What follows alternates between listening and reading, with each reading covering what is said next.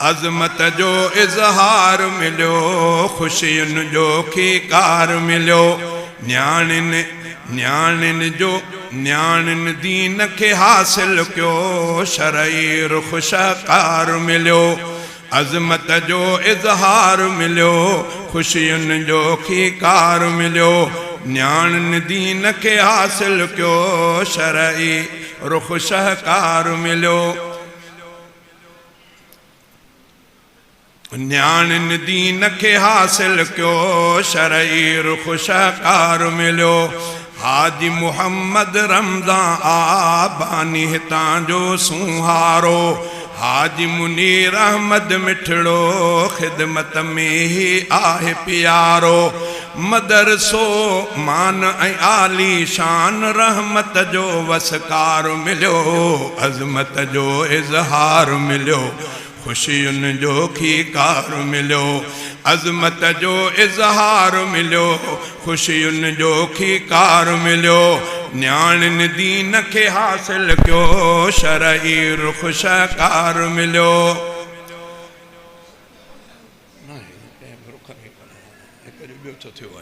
इन में बि नाहे।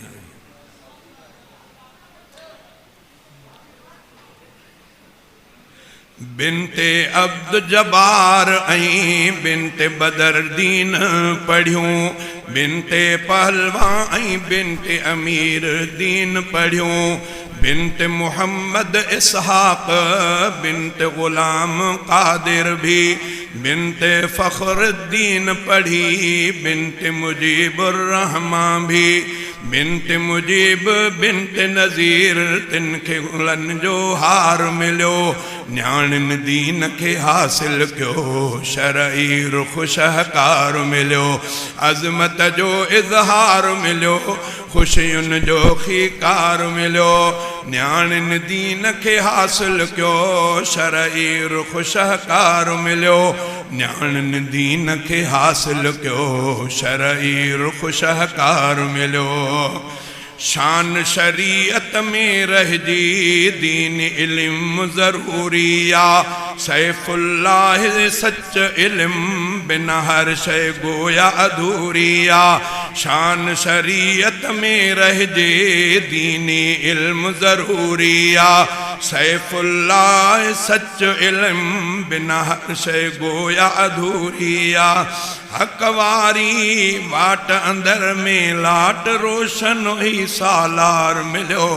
अज़मत जो इज़हार मिलो, खुशियुनि जो खीकार मिलो। अज़मत जो इज़हार मिलो, खुशियुनि जो खीकार मिलो। न्याणिन दीन के हासिल क्यो, शरई रुख शकार मिलो। हाजी मुनीर अहमद मिठड़ो, ख़िदमत में ही आहे प्यारो। मदरसो मान ऐं आली शान, रहमत जो वसकार मिलो। अज़मत जो इज़हार मिलो, खुशियुनि जो खीकार मिलो।